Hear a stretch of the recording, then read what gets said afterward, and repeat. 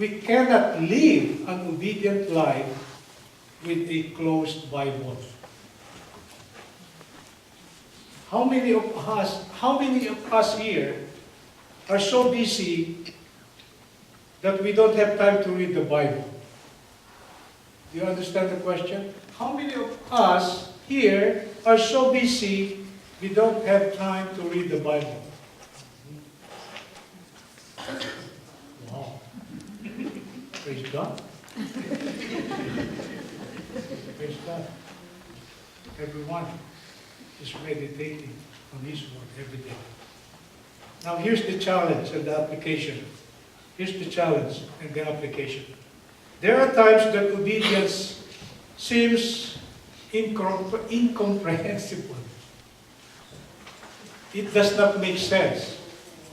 Remember Noah, when God instructed him to build an ark because God will destroy all the wicked people through the flood?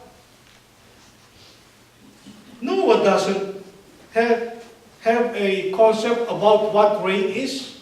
Rain is a new concept to him. Flood covering the face of the earth doesn't make sense to him. But he built the ark.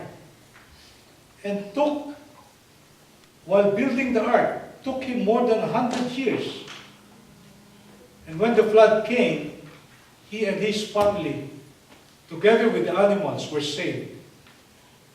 Obedience demonstrated Noah's trust to God.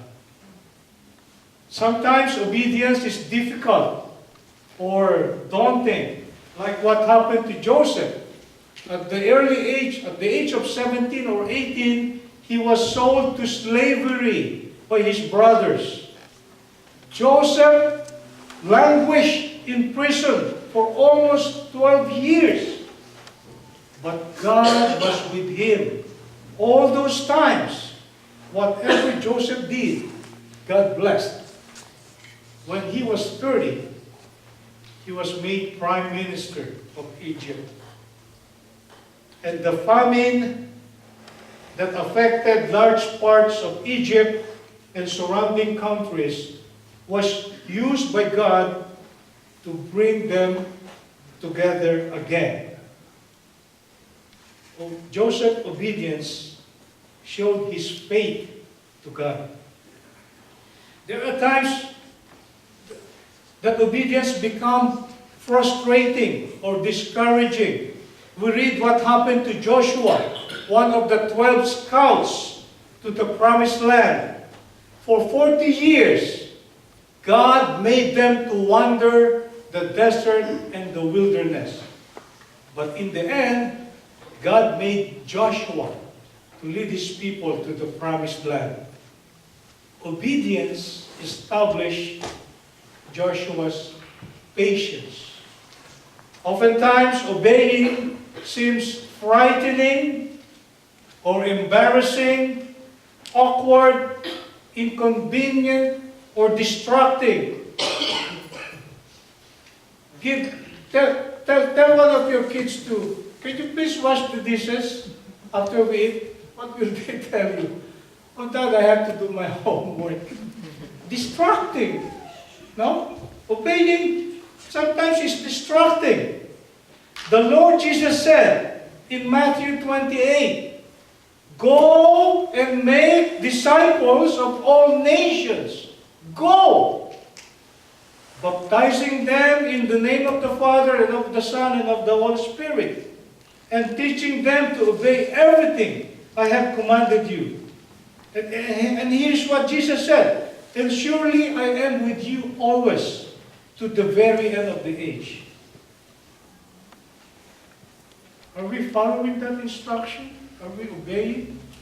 What do we say when we are asked or when we are encouraged to share our faith? I don't have that gift. I'm not a pastor. I'm not a trustee.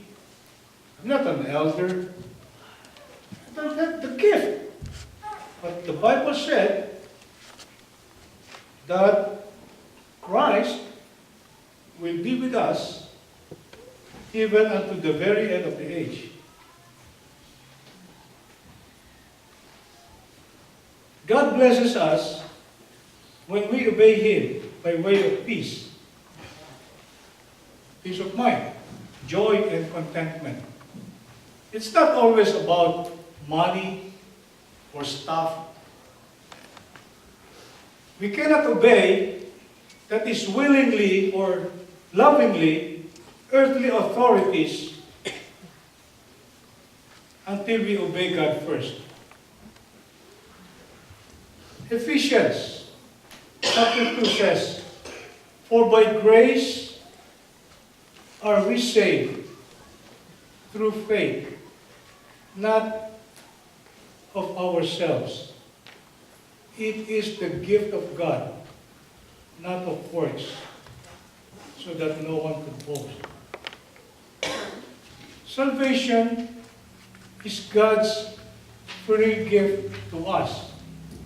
Thank God, because He saved me. And I didn't have to pay anything to get that salvation. It's free. In the Philippines, when people, for example, you or me, I got something very important, very valuable for free. I didn't pay for it. What do?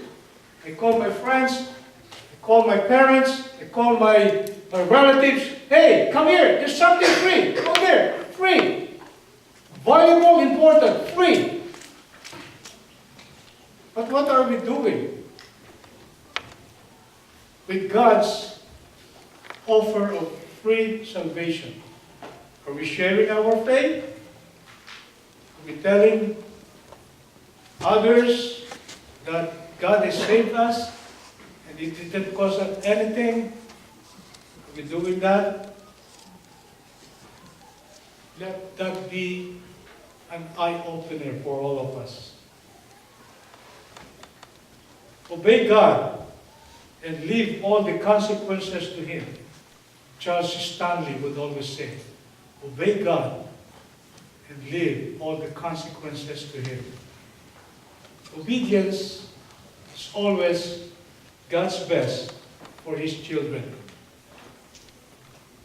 God has the best plan, the best course laid out for our lives, the best of everything if we follow and obey Him. It's always a win-win situation when we obey God. We cannot lose when we obey Him. Now, there may be some people here who have come for the first time. I would ask to pose this question. Suppose you die today, and you stand before God at the door of heaven, and God were to ask you, why will I let you into my heaven? What would you say? Maybe you would say, oh, I don't know. Kids do that. I don't know. Don't know. Why will I let you into my heaven? What will we say? Ephesians 2:8-9 says that, for by grace we are saved through faith, not of ourselves, not of our works. It is a free gift from God. If you are here today and have not accepted that free gift of salvation, I urge you, I beg you to receive that free gift. Believe in the Lord Jesus. You and your household will save. We will not, for example, it's my birthday, and my wife will give me something for my birthday. Very important, very valuable. Will I say to my wife, I don't need that. I don't need that. Reject the free gift because you don't need it and you don't want it? But I urge you today, you know who you are. If you haven't received the gift of salvation, free gift from God, which cost him the life of his son, Jesus, his only son. Why not accept that gift today?